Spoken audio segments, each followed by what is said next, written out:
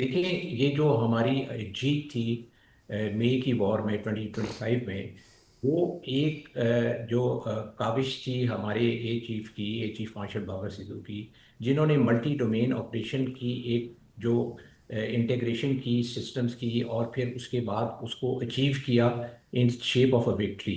It was not by only performance of an हाँ हाँ, aircraft, कोई इट चांस नहीं था। वाज ये जो थी, ये एक डॉक्ट्रिनल चेंज था जो कि इम्प्लीमेंट किया गया और फिर उसको एग्जीक्यूट किया गया। अब ये जो जब JF-17, if it goes to any country, that will have to be integrated in its system, और अपनी डॉक्ट्रिन के अंदर वो उसको इंटीग्रेट करेंगे, तो फिर आपको खातर खा किस्म के रिजल्ट्स मिलेंगे। स्टैंड अलोन कोई भी जहाज जो है नहीं परफॉर्म कर सकता। और बेस्ट एग्जांपल अगेन इज 2025। अगर आप देखें तो Rafale is one of the best European fighters and the western fighters. अब वो क्यों नहीं परफॉर्म कर सका? वो इसलिए परफॉर्म नहीं कर सका क्योंकि उसकी इंटीग्रेशन या उसको उस तरह इस्तेमाल नहीं किया गया जिस तरह पाकिस्तान एयरफोर्स ने J-10 को इस्तेमाल, JF-17 को इस्तेमाल किया ये मार के हक के अंदर। So the integration has to be there, and then आपकी जो सिस्टम्स हैं वो एक दूसरे के साथ, they should be speaking to each other to support each other, which was a very big flaw in the on the Indian side, and a very big advantage on our side. Our commander was able to do that and achieve it, whereas their commanders were unable to even interpret this kind of a thing coming against them. And that is why उनकी जो थे CDS जो थे, उन्होंने यही कहा कि जी हमने 2 दिन अपनी एयरफोर्स को डाउन कर दिया, and we were trying to find out where did we go wrong, and when we found out that where we went wrong, then we went into the air. But you don't stop, have a pause. ये कोई cricket का match नहीं हो रहा जिसमें आप drinks की break ले रहे हैं। ये you have to fight a war the way it is to be fought. And when you give a pause, that automatically means that you are showing your weakness and you are unable to take the brunt of the enemy on the other side. अच्छा, कल president Trump ने जो statement दी 11 planes की, तो उसमें काफ़ी confusion है। पहले तो लोग समझते हैं कि शायद प्रेसिडेंट ट्रंप का कुछ स्लिप ऑफ टंग है, फिर वो कहते हैं कि शायद ये दोनों साइडों का है, फिर वो कहते हैं कि पता नहीं अपने इसको सीरियस लें कि ना लें। What is the actual number, air marshal? ये इस तरह है कि जिस वक्त एयर कॉम्बैट हुई 6 और 7 की रात को, तो हमने उनके 8 जहाज गिराए, जिसमें से 7 तैयारे थे और एक ड्रोन था। और 7 तैयारों के अंदर 4 रफेल थे, एक मिराज 2000 था, एक SU-30 था, एक MiG-29 था, और हेरोन ड्रोन था 8वां। अब आप देखें कि जब ये वो वाले टारगेट से जिसके ऊपर हमारे जाके सरफेस टू एयर मिसाइल और ए टू एयर मिसाइल जाके डायरेक्ट लगे, और ये J-10 से हमने PL-15 से उनके सारे हवाई जहाज गिराए।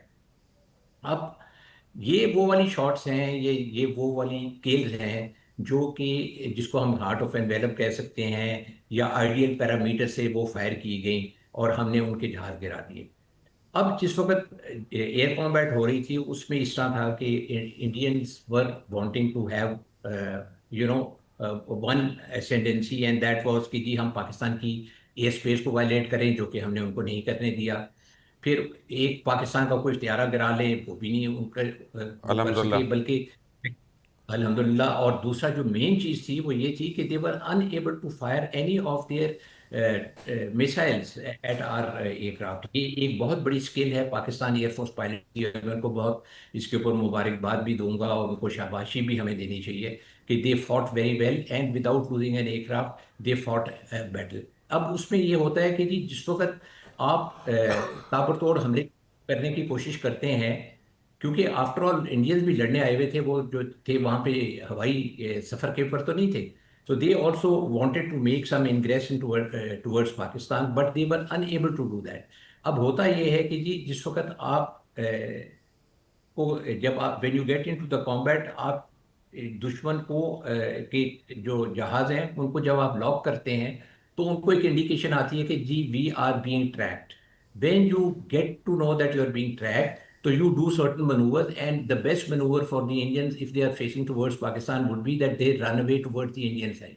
So they would turn away towards the eastern side and go back towards their territory. जब आप वापस जाना शुरू करते हैं या सेपरेशन करने की कोशिश करते हैं, तो उसमें ये होता है कि जो आपका फायरिंग फायरिंग सिस्टम होता है वो थोड़ा सा वीक पड़ जाता है या मध्यम पड़ जाता है। जब वो मध्यम पड़ता है तो उसका मतलब ये है कि जिस मिसाइल की 100% अपनी आइडियल पैरामीटर्स के अंदर किल होनी है, अब वो किल प्रोबेबिलिटी कम होनी शुरू हो जाएगी। तो हमने जब एनवेलप के अंदर जहाज हो, चाहे वो हार्ट ऑफ द एनवेलप हो या फ्रिंजेस के ऊपर हो, अगर आपको वो एनवेलप के अंदर जहाज नजर आएगा तो आप उसके ऊपर जो है ना मिसाइल दाग देंगे। और हमने ये जो जो 7 त्यारे गिराए उनके, इसके अलावा भी हमने तकरीबन 10 से 15 मिसाइल और फायर किए। अब ये 10 से 15 जो मिसाइल हमने फायर किए थे, वो सारे जो थे आउट ऑफ रेंज तो नहीं थे, लेकिन फ्रिंजेस के ऊपर थे। फ्रिंजेस के अंदर ये होता है कि आपकी किल प्रोबेबिलिटी कम हो जाती है। जब आपकी किल प्रोबेबिलिटी कम होती है, उसका मतलब ये है कि अब आपका मिसाइल जो है वो जहाज को डायरेक्टली जाके नहीं लगेगा, लेकिन उसका ये मतलब नहीं है कि वो नुकसान नहीं करेगा। जहाज के अंदर या मिसाइल के अंदर एक वो फ्यूज होता है या मैकेनिज्म होता है जिसको वो कहते हैं जी प्रॉक्सिमिटी फ्यूज। प्रॉक्सिमिटी फ्यूज का ये होता है कि जब आपका मिसाइल त्यारे के नज़दीक से गुजरेगा और वो सेंस करेगा कि एक मेरी रेंज के अंदर जहाज मौजूद है, तो वो एकदम फट जाएगा। अब वो जब फटेगा तो नुकसान करेगा जहाज का। डिपेंड करता है अब ये कौन से एंगल पे या किस हिस्से के पास जाके वो फटा है, जिससे कितना नुकसान होगा उनके जहाज का। अब ये जहाज नुकसान जो है वो दो तरीके से हो सकता है। डैमेज होगा, माइनर डैमेज या मीडियम डैमेज, और अगर ज्यादा डैमेज होगा तो जहाज गिर जाएगा।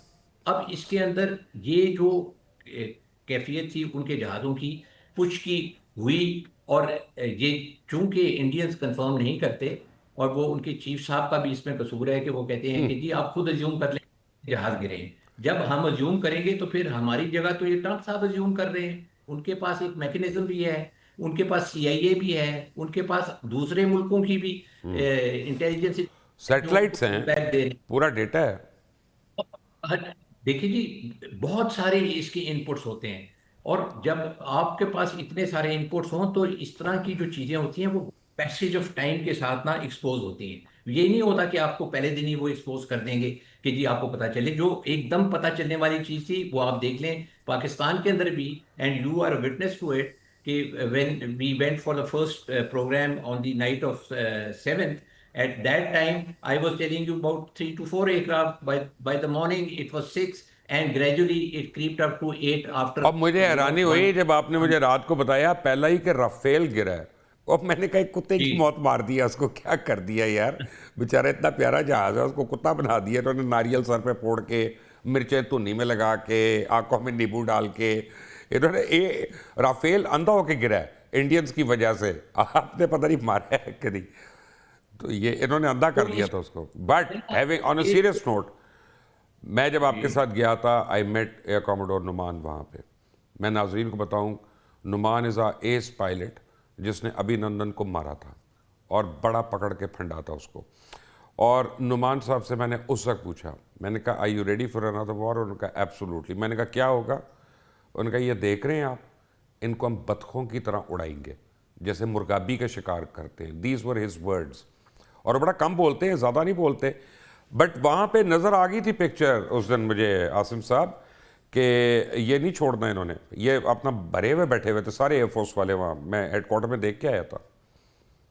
देखिए जी, ये इसका क्रेडिट जो है ना वो एयर चीफ मार्शल बाबर को जाता है और उनकी टीम को जाता है और हमारे पायलट्स को जाता है कि जो इतनी जान फिशानी के साथ लड़े और उन्होंने दुश्मन के जहाज़ों को खाया। एंड जो मेन चीज़ है, they did not give an opportunity to the Indians to even shoot a single missile at them. अब ये बहुत बड़ी जो है ना स्किल है।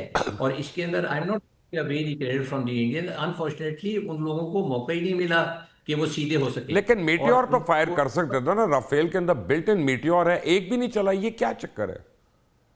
ये देखिए, ये मैंने आपको जो चीज़ अभी बताई कि एक फायरिंग सोल्यूशन होता है, वो फायरिंग सोल्यूशन के अंदर आप जब आएंगे तो उस वक्त आप फायर करते हैं। वो तो they did not even, we did not, not that they could not, we did not allow them to get into those ranges. ये वाली जो ट्रेनिंग है, ये चीज बाबर ने जिस वक्त J-10 इंडक्ट किया था पाकिस्तान एयरफोर्स में, उन्होंने कहा था कि I want this aircraft to become a Rafale killer, and this aircraft is here to shoot down the Rafale and deny the Indians the first shoot capability which they have been boasting before we got the J-10. तो right. ये एक बहुत बड़ी जो हमारी काविश थी J-10 के pilots को ट्रेन करने के लिए। और ये सारी वो जो काविश है ए चीफ की, और उस दिन रात को जो उन्होंने गाइडेंस दी अपने पायलट्स को कि we will shoot them down, and then all those firing that he actually, you have to give him a partial credit for this thing also, that they were doing